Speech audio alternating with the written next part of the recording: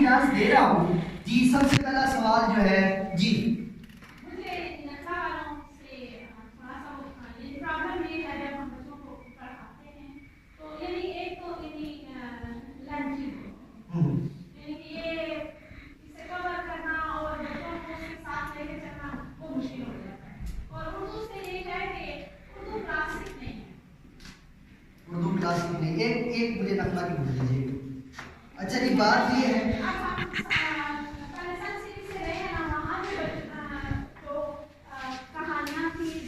इसके just minute, मुझे थोड़ा सा जो है ना, मैं आपकी सवाल की तरफ बताऊं। ये कितने सा बात है जी? 158 और ये कितने से बात है? तो पीटीपी ज्यादा लेंथ हुई या नखला ज्यादा लेंथ हुई?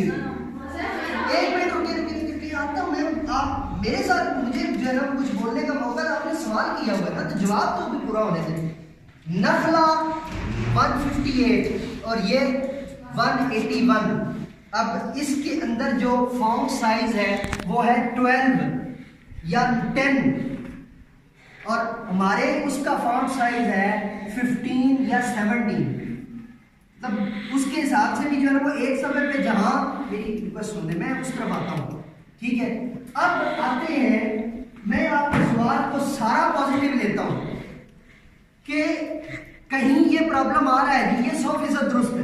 भाई एक प्रोडक्ट होती है, वो चाइना से बन के आई या हॉलैंड से, बेल्जियम से, फिनलैंड से, कहीं से बन के आई, तो पाकिस्तान के एनवायरनमेंट को तो मद्देनजर नहीं रखा गया। हो सकता है कि वो मोबाइल यहाँ पे आके सर्दी की वजह से बेचारा उसको सर्दी लग जाए, ठीक है। आपका सवाल जेन्युइन है, मैं उससे इनकार नहीं कर रहा। अब आपके सवाल के जवाब की तरफ आ रहा हूं। उसकी ये एक तस्वीर का रुख आपने देख लिया, ठीक है। अब तस्वीर के दूसरे रुख की तरफ आ रहा हूं। आपने कहा है कि क्लासिकल उर्दू नहीं है, मैं आपको यही तो समझा रहा हूं। मिक्सिंग फेज के अंदर आप बच्चे को अभी जो उर्दू दे रहे हैं, क्या मौजूदा उर्दू ये है या नहीं है ना, ठीक है। अच्छा, अब वो बच्चा जब ये पढ़ के ऊपर आएगा तो आपका जिम्मेदारी वहां पे जाके डबल हो जाएगी और आपकी जॉब कोई नहीं छीन सकेगा। मिक्सिंग टाइम पे आपने जम करना है। बेटा आपने ये पढ़ा है फ्रिज, पुराना लफ्ज ये है तजदीद का, अब थोड़ा सा मेरी जो है ना उससे बाहर जा रहे हो। अब वहां पर रुके तो आपको आपके इन सवालों के जवाब जो है ना वो साथ साथ मिलते रहे कि जी आपने मिक्सिंग का और रीमिक्सिंग का जब कॉन्सेप्ट देना है तो उसमें यही तो होगा ना कि बेटा जो है वो क्लासिकल उर्दू ये होती है, रोजमर्रा उर्दू ये होती है, और जो है ना जो है दफ्तरी उर्दू ये होती है, अदबी उर्दू ये होती है, साफ्ती उर्दू ये होती है। यही क्वेश्चन था ना आपका, एंटरटेन हुआ, ठीक हो गया। अब आपने इसके ऊपर एक्टिविटी करनी है अपनी ये सारी, और 3 महीने बाद आप एक पेज के ऊपर सारी चीजें बनाए, अपने प्रिंसिपल साहब को दें कि ये जो वो ट्रेनर आए थे उन तक पहुंचा दें कि मैंने ये चीज की है, इसमें ये पॉजिटिविटी मुझे मिली है, ये अभी तक हल नहीं हो रही। पॉइंट क्लियर हो गया जी? कितना काफी जी? Next question please. जी जी जी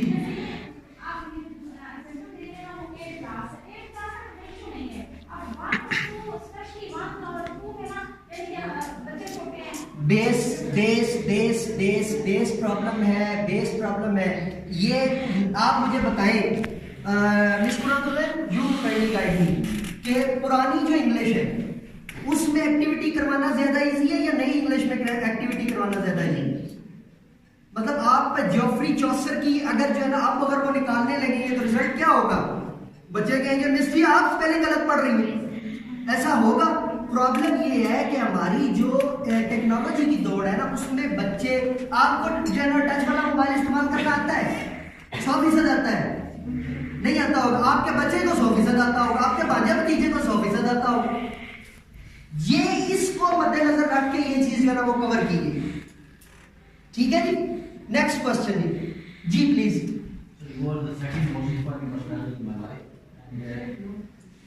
थैंक यू। और आपने बात की थी कि आप मेमोराइजेशन की आपको शार याद है। मैं आपके याद करता हूँ, रीडिंग करता हूँ, बुक्स में काफ़ी सारी बात से याद करने के बाद डिलीवर करने के लिए आप हिस्ट्री के रिलेटेड प्रॉब्लम में, अगर जो हिस्ट्री के रिलेटेड प्रॉब्लम में है ना, तो एज ऑफ एम्परर्स और एज ऑफ एम्पायर ये दो वीडियो गेम्स हैं, ये टाइम लाइन पे बेस करती हैं। एक दफा खेल लें आपको हिस्ट्री सारी कवर हो जाएगी, और वो आपकी ये जो प्रॉब्लम है ना, ये भी उसके साथ साथ जो है ना अल्टीमेटली अगर नहीं होती फिर दूसरा हाल है कि उसी चीज को नावल की सूरत में पढ़ेगा। आप किसी भी वाक्य को ना नावल की सूरत में पढ़े तो जल्दी याद है। आप करके देखिए 110%। मेरे पास ये नया क्वेश्चन नहीं है, ये यूएई में मेरे पास जो है क्वेश्चन जो है ना पहले दोहराया जा चुका है, और 3 महीने बाद उन्होंने जो है ना मेल करवाई थी अपने इंस्टीट्यूशन के थ्रू, और रिजल्ट 110% इंशाल्लाह। जी next please. Age of empire और एम्परर दोनों है। एम्परर शायद आपके पास यहाँ डाउनलोड ना हो सके, वो कंट्री रिस्ट्रिक्शन उसमें कुछ है। Age of emperor I think हो जाएगी। और जिनको हिस्ट्री और जियोग्राफी में प्रॉब्लम है उनके लिए वीडियो गेम है age of civilizations. Age of civilizations, उनकी जो है ना वो सिविलाइजेशंस को अगर वो स्टडी करना चाहते हैं ऐसे छुट्टियों के अंदर। जी नेक्स्ट क्वेश्चन प्लीज। और भी है, मैं फिर बात कर। जी जब आप राइटिंग स्टार्ट करते हैं, स्टार्ट करने के बाद पब्लिश में हम क्या करते हैं? होनहार बिरुआ के चकने चकने हाथ बैठे में बताना। देखिए अब वो सिलसिला ही खत्म हो गया। आपने बुक लिखनी है, सबसे पहले लिखें, लिख रहे हैं ना, उसका पहले तो प्रिंट निकालें, उसकी प्रूफ रीडिंग। जब प्रूफ रीड हो जाए उसके बाद उसकी जो है वो अच्छी सी एक जो है ना प्रिंट निकाले। अनारकली में बहुत अच्छे जो है ना वो बैठे हुए जिल्द साहब, उनके पास ले जाए, उनसे कहेंगे कि बुक की जिल्द चाहिए। वो बुक की जिल्द करके ऊपर आपको सुनहरी या जो है ना वो सिल्वर कलर का टाइटल भी लगा देंगे। जब वो लग जाएगा ना उसके ऊपर आपकी पर्सनल जो मुसन्नफ कॉपी है वो तैयार है।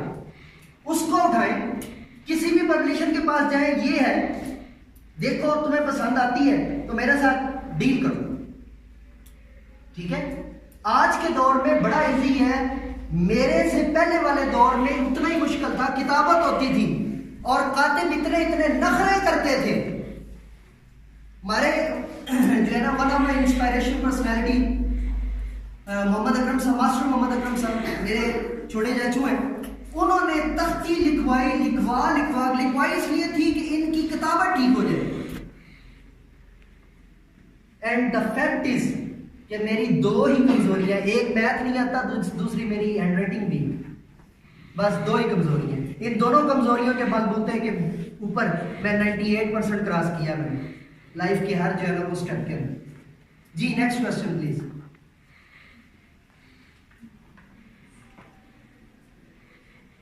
नेक्स्ट क्वेश्चन, इब्न सीना के सीना स्कूल, सीना एकेडमी। फिर तो यहाँ पे इब्न रुश्द की जो है वो मिसाल देनी चाहिए कि सीना से तो आप वाकिफ हैं, बोली सीना से तो आप डेफिनेटली वाकिफ। चले अब आपको देखने से एक चावल चखा दिया है ना, अगर आपका टेस्ट बरकरार रहा तो वो उर्दू का मामला यार जिंदा समझ भर।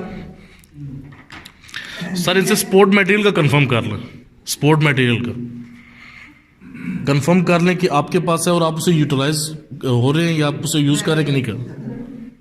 जी एनीथिंग एल्स, इसको क्लोज कर दें मैडम।